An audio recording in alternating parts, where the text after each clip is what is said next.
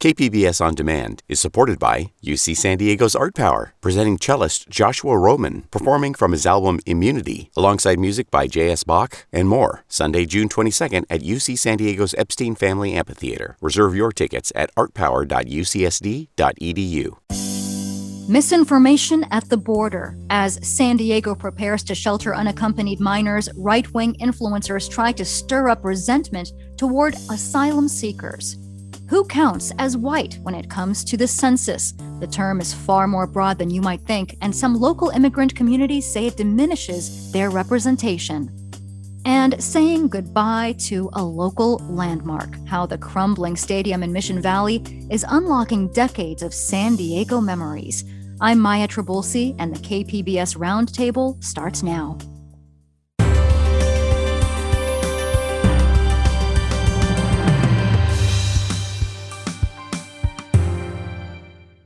KPBS On Demand is supported by UC San Diego's Art Power, presenting cellist Joshua Roman, performing from his album Immunity, alongside music by J.S. Bach and more, Sunday, June 22nd at UC San Diego's Epstein Family Amphitheater. Reserve your tickets at artpower.ucsd.edu. Welcome to our discussion of the week's top stories. I'm Maya Trabulsi, and joining me on this remote edition of the KPBS Roundtable are Jean Guerrero, investigative reporter for The Daily Beast, Voice of San Diego reporter Maya Sri Krishnan, and Antonio Morales, college football reporter for The Athletic. Misinformation is an undercurrent for the political divide in America. It was evident in the unfound claims of voter fraud pushed by President Trump during last year's election. It's also the fuel for the QAnon movement that played a role in the January 6th riot at the U.S. Capitol. Now, with immigration and our asylum system back in the headlines, MAGA supporters are stirring up their allies with content from the southern border. Much of it antagonizes those who are seeking asylum, literally steps away from the U.S.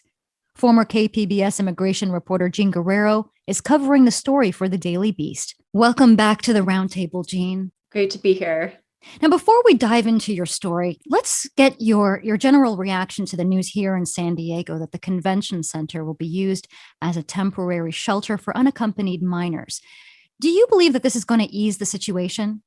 Absolutely. I mean, I think that the government is obviously having some capacity issues, in part because of the huge backlog of, asylum seekers having to wait for their turn to enter the United States under the Trump administration, and finally some of them being allowed through. And I think the San Diego Convention Center, because of its very large space, is going to help ease some of those capacity issues that Border Patrol is having. One thing that I thought of, though, is, that was actually the site of one of the biggest clashes between Trump supporters and Trump opponents back in 2016 when Trump had a rally at the convention center. So I know that some advocates are concerned about, potential bad actors being attracted to the convention center, but I'm sure that the city is going to be taking that into consideration and having security in place. Let's get into why this migrant story has taken off most recently. What has changed from what we've seen at the border in recent years? Well, so the change is the Biden administration is trying to implement a more humanitarian approach at the border. He's trying to scale back some of these really draconian policies that Trump put into place that targeted asylum seekers, that targeted children, that targeted families. He's doing so very, very slowly, though. So one of the few things that he's actually rolled back so far is this decision that the Trump administration made to turn away children as a result of the pandemic. So but Biden has kept the Center for Disease Control and Prevention rule that allows the government to turn back families. He's kept that in place. So they're still turning away most families who present at the US-Mexico border and most adults. But he decided that it isn't humane and it isn't safe to be turning back children to danger just because of the pandemic. And so that is why we are seeing a slight uptick in the number of children who are currently in Border Patrol custody. There are some capacity issues, even though there is a lot more space than there used to be to house these children because of the pandemic and the need to maintain a safe distance between people. A lot of this space isn't able to be used. And this is why we're seeing the need for temporary shelters, such as at the convention center. Your story for the Daily Beast gets into how right-wing social media influencers are trying to leverage this story for the MAGA audience. One of those is Paloma Zuniga, known as Paloma for Trump. How does she go beyond just commentary and into these asylum camps, directly confronting these asylum seekers? So she has been going and antagonizing the asylum seekers for years now. I mean, she gained a very large following, more than 70,000 followers under the Trump administration. She was involved in a clash in which rocks and epithets were hurled at the Central Americans back in, I believe it was 2018. Then in 2019, she was caught on camera actually chasing and physically shoving a migrant child who was trying to enter the United States with his father to request asylum. She screamed at him that he was not welcome. She didn't want him here. She has since apologized for that incident. She says that a quote unquote demon entered her and forced her to do that. But she remains a problematic figure. My reporting shows, she was just very recently at the migrant camp filming the asylum seekers in Tijuana against their will. They asked her to please stop broadcasting their images. Many of them do not feel safe having their locations broadcast. They're fleeing death threats. They're fleeing gang violence. They do not feel safe in northern Mexico. And so they requested that she stop filming, and she refused. She continued filming. She said she had the right because she was on a public street. It turned pretty tense, that exchange. And she uses those videos and those antagonistic confrontations to create hysteria, to whip up hysteria in the United States about the asylum seekers. Let's talk about another one of these influencers. His name is Oscar Ramirez. You reported that he is a convicted drug trafficker who was subsequently deported. Then in April 2020, he was allowed back into the country as an essential worker in spite of his inadmissible status as a felon. You mentioned even for families with no criminal record, this is almost impossible. How do you suspect that this happened? Yeah, I mean, when you look at the families who are allowed to actually pursue their asylum claims in the United States, families without any criminal records, the very small percentage are actually are actually allowed into the United States. But somehow Oscar Ramirez, despite the fact that federal immigration law says that someone convicted of a drug trafficking conviction is inadmissible to the United States, he somehow was able to re-enter the United States repeatedly under the Trump administration to broadcast alongside the Congresswoman Marjorie Taylor Greene's allies in the United States, some longtime friends of hers who collaborate with U.S. right-wing media, particularly one network called Real America's Voice. The only way that he would have been able to do this is if he had obtained a very hard-to-get waiver, either from the Attorney General himself or someone very high up in the State Department or the Department of Homeland Security. I reached out to these agencies, and the State Department declined to comment because of privacy protections, and the others simply did not return my requests for comment. Ramirez himself told me that he was able to get a visa under the Trump administration, but he declined to give details as to how he obtained that. In fact, he became very agitated when I pressed him for details, and told me to be careful, saying that he knows all of the journalists in Mexico and accusing the Daily Beast of promoting child trafficking by trying to look into his past. But yeah, I mean, he would need political connections, or he would need to be working as an informant. So I'm not sure which one is true of him, but there's some speculation that his close partnerships with Marjorie Taylor Greene's longtime friends may have played a role. He even seems to flaunt his position. Yes, he flaunts the fact that he's able to re-enter the U.S. But even though the border is closed to all but essential traffic, he was in just a couple of, he was in this week, just visiting, the USS Midway and broadcasting there. So he's flaunting the fact that he can get into the United States. In your article, you also point to people with white supremacist ideals utilizing people of color as shields against any kind of criticism. Can you talk to us about how these individuals, like Ramirez, are being used to push right-wing political sentiment without being accused of being racist? Yeah, so I mean, Ramirez in particular, he has been appearing regularly on the US right-wing media network, Real America's Voice. He's been featured repeatedly on Steve Bannon's new show called The War Room. And this is something that is very common, this this use of, brown and Black allies in the far right community as shields against criticism. It's this idea that people of color or Latinos cannot be racist, despite the established problem of colorism and internalized white supremacy in these communities. But it's a long-time strategy. In my book about Stephen Miller, the Trump senior advisor and speechwriter, one of his closest friendships was with Larry Elder, a Los Angeles-based Black man who argues that Black people are more racist than white people, and that racism against communities of color is a figment of the left's imagination. And Larry Elder told me that, he believes that because of the fact that he is Black, he's allowed many people like Stephen Miller, many white men to more confidently express their racist beliefs without being perceived or seen as racist. Your story includes how social media platforms are policing this sort of content. And Paloma Zuniga had her Facebook account actually shut down in 2019, but she since launched a new one. Is this simply a matter of freedom of speech? Does this sort of content cross a line at some point? Well, yeah, it's a matter of misinformation that is being branded as objective news. Obviously, people have the right to express their opinions. The reason that this content is incredibly problematic is that, both of these individuals, but especially Oscar Ramirez, who goes by Oscar L. Blue, they brand themselves as live streaming accurate and objective content. And the fact of the matter is that it's not at all that. It's conspiracy theories, dangerous conspiracy theories, and also just use of very negative stereotypes to turn public opinion against very vulnerable populations. And it's problematic because, it interferes with our democracy. It interferes with the safety of not only the asylum seekers who are seeking refuge in the United States, but Latino communities and other communities of color across the United States. I've been speaking with Jean Guerrero, reporter for The Daily Beast. Thanks, Jean. Thank you.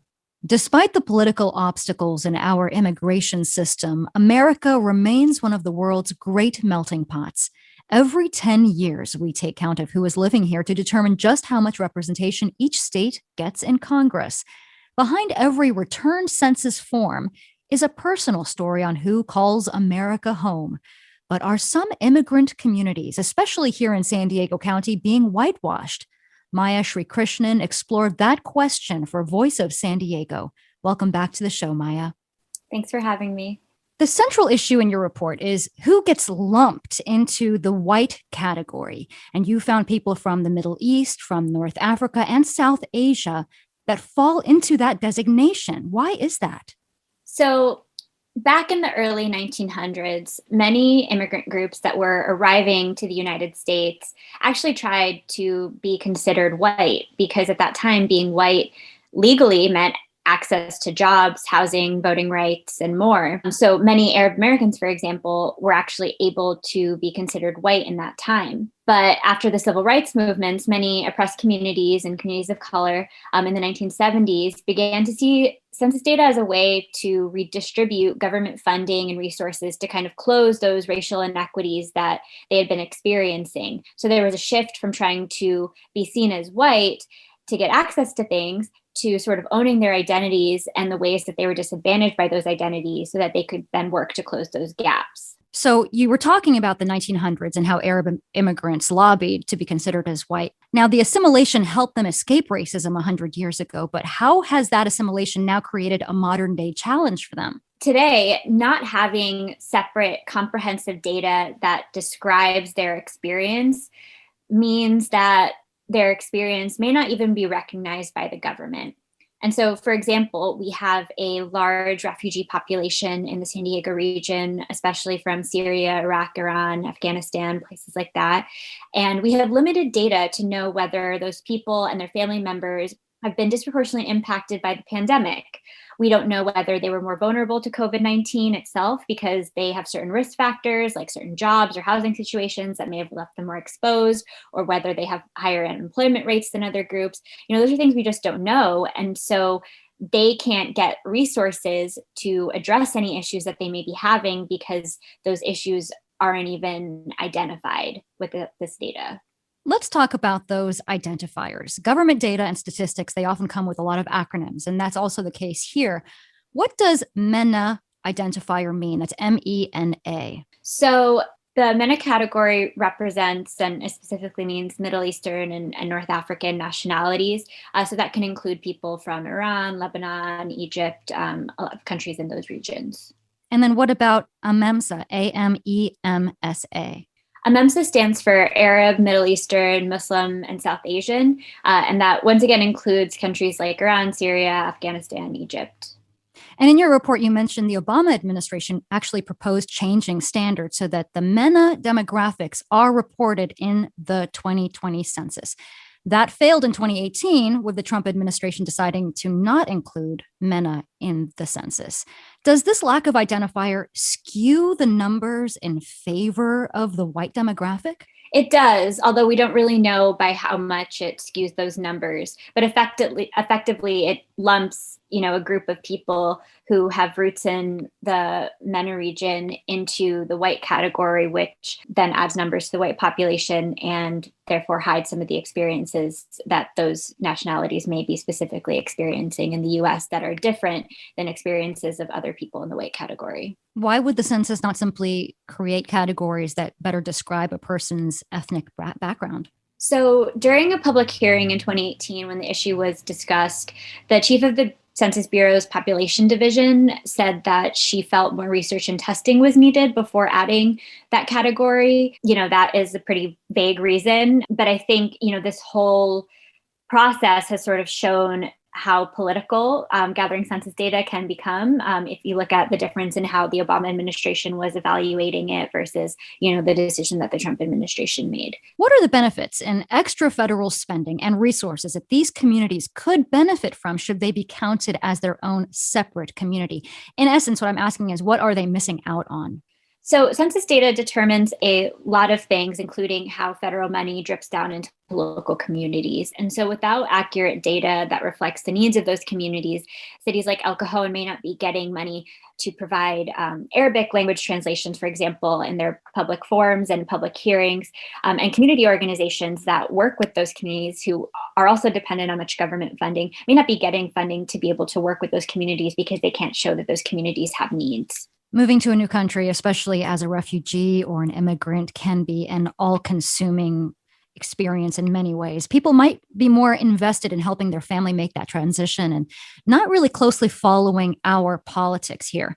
When talking with members in these communities, is this on their radar? Well, I think it is, maybe not as explicitly in the way that we've been describing it right now in this discussion or in the story. But, when we talk about politics, they really govern everything down to the extent of, who has access to certain food banks or who, is helped when they don't have a job. And so I think that people in the community do recognize when they can't access assistance that they need, even if they don't understand exactly why that is. And I think what's been happening, especially in the past year, is that community organizations that have been working with these communities have really been pushing hard for them to be counted in the census. And they've also been pushing really hard for them to be involved in redistricting efforts, because redistricting, which sort of governs who will represent what communities, is a process where those communities can actually go in person and say, we have something in common, even if it's not shown in the census, and we want to stay together so that we can maintain our voting power and hopefully one day vote someone who represents our interests into power. The census results were delayed due to the COVID-19 pandemic. When do we expect the numbers that determine representation in Congress and so much more? So we're getting an initial data dump at the end of April, but the redistricting data, which helps us determine sort of how congressional and city council districts are drawn, that will be released in September. I've been speaking with Maya Srikrishnan, reporter for Voice of San Diego. Thank you, Maya. Thank you. KPBS On Demand is supported by UC San Diego's Art Power, presenting cellist Joshua Roman, performing from his album Immunity, alongside music by J.S. Bach and more, Sunday, June 22nd at UC San Diego's Epstein Family Amphitheater. Reserve your tickets at artpower.ucsd.edu. Maybe it's a place where you saw your first baseball game or watched Charger great LaDainian Tomlinson break NFL records. Maybe it's where your parents saw the Rolling Stones or where your kids saw One Direction. Whatever your story about the old stadium in Mission Valley, it's where countless San Diego memories were made. And now the building, affectionately known as the Murph and the Q, is just a memory itself. The final section came down this week, and our guest caught up with some of the people who called the place home. Antonio Morales is a native San Diegan and reporter for The Athletic. Welcome to the Roundtable, Antonio. Thanks for having me, guys. I really appreciate it. So this isn't your regular beat. You usually cover USC football in LA, but why did you want to dedicate some time to telling the story of what used to be known as Qualcomm Stadium? Growing up in San Diego, there's some things that really stand out to me. Last summer, I wrote about Extra Sports 690. I wrote an oral history about the rise and fall of that station last summer, and it did really, really well for me. It got a lot of response from people all across San Diego and Southern California. So when I saw the videos of Qualcomm, when I saw the demolition starting, this story idea kind of came to mind. There's certain things, growing up in San Diego that matter to people. I felt like Extra Sports 690 mattered to people, and obviously Qualcomm Stadium does too. So you started your story with this drone video that went viral locally when demolition actually began, and then you talked with the person who shot it. How did he describe the response, and why does he think it reached so many people? Yeah, Ernesto Perez, he's a 24-year-old who bought these drones to kind of display to people how the stadium was being torn down. And I asked him what kind of response he thought he was going to get initially, like what he was expecting. And he said he showed it to his family, and his family didn't have many ties to the Chargers or whatever. So they were kind of lukewarm about it. And so he didn't know how the reaction was going to be. And then he started putting these on TikTok or Twitter, and they're getting shared across, multiple outlets and things like that. And then it started to kind of blow up. And he said he realized during that whole process that it was allowing people to kind of process the stadium, like finally coming down. I kind of tapped into those emotions that people had about the place. Well, let's talk about that for a moment, because losing a local landmark like the stadium usually comes with some sort of send-off or big implosion. None of that happened in Mission Valley, and that was largely due to the pandemic. Mm-hmm. Do you feel like the fans really wanted some sort of last hurrah and feel like they were shortchanged? I kind of get the sense, because even when you see like these demolitions, you have like the countdowns, like the 3, 2, 1. I know California has the clean air laws, but even when I was watching the video of Section 22 getting torn down the other day, you're kind of waiting for some big like tumble of the last section. All of a sudden, it's just like the light tower coming down, and then it's like piece by piece, everything kind of slowly coming together. And so it's not as dramatic as like a big implosion or a big collapse. Yeah, I do think there would have been a kind of a bigger reaction, a bigger response if there was one final send-off. And in the story, you got a lot of reaction from some former athletes, fans, and media. Is there one person who you did not hear from that you really wish that was part of the story? Yeah, definitely. Philip Rivers, just because he spent so much time at that stadium and throughout the Chargers' final years, he was the defining player. But it was kind of odd timing, just because he had the whole retirement stuff going on, like right as I was kind of really starting to report this. I reached out to LaDainian Tomlinson. I reached out to the NFL Network, to talk to LaDainian Tomlinson, but they said he wasn't available for comment. And I know some people in San Diego kind of have hard feelings toward him now because how he's been supporting the LA Chargers. So I know there's some mixed feelings there, and I wanted to reach out to Drew Brees, but I know he was kind of going through the same thing Philip Rivers was with this retirement stuff. And those are some of the people I would have liked to talk to. And you got a lot of response in the comment section of your article. Why do you think people are so eager to share their own memories? Just because they have their own personal attachment to it. Everyone has their own story of how they remember Qualcomm, whether it's, playing hacky sack or whatever in the parking lot, or, tailgating, or if it was a certain game, the 98 World Series or something, the 98 playoffs for the Padres, or, the Chargers. For me, I remember all the playoff failures. And speaking of memories, one of those memories, of course, tailgating with the stadium's expansive, seemingly never-ending parking lot. Did you find in many cases this experience is something people will miss just as much as they miss the games and the concerts at the Q? Yeah, I talked to Sean Walchef, the owner of Cali Comfort Barbecue in Spring Valley, and he told me, he said the thing I regret the most is not being able to take my children to the parking lot for those tailgates. It was a very festive place, and I think that's something that kind of gets overlooked. Very easy to go from tailgate to tailgate and see different people. I remember my mom; she wasn't big into tailgating, but we always had to leave early for the Charger games. So like we had to leave hours early just to get a decent parking spot, because if we didn't get there early enough, we'd be way back in the parking lot. Obviously, there's a lot of people there. I remember the RVs, the smell of hot dogs and burgers as I was walking to the gates and stuff. So yeah, I think that was a very, big piece of it that people are going to miss.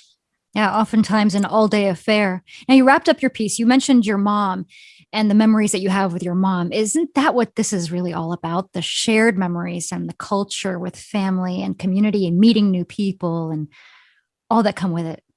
Oh, definitely. I think, like I mentioned, I had people who responded like, oh, it reminds me of like, racing my dad to the car or sitting next to my dad or sitting with their parents and watching Tony Gwynn or the Chargers or something like that, or the friends they made there. I know, when I was a Charger season ticket holder, I always thought one of the coolest things was seeing the same people, seeing the other season ticket holders every year, and getting to know them and kind of developing that sense of community. And the Chargers or the Padres were the thing that connected everybody. I've been speaking with Antonio Morales, reporter for The Athletic. Thank you, Antonio. Thank you. That wraps up this week's edition of the KPBS Roundtable, and I'd like to thank my guests, Jean Guerrero from The Daily Beast, Maya Srikrishnan from Voice of San Diego, and Antonio Morales from The Athletic. If you missed any part of our show, you can listen anytime on the KPBS Roundtable podcast. I'm Maya Trabulsi. Thanks for listening, and join us next week on the Roundtable. KPBS On Demand is supported by UC San Diego's Art Power, presenting cellist Joshua Roman, performing from his album Immunity, alongside music by J.S. Bach and more, Sunday, June 22nd at UC San Diego's Epstein Family Amphitheater. Reserve your tickets at artpower.ucsd.edu.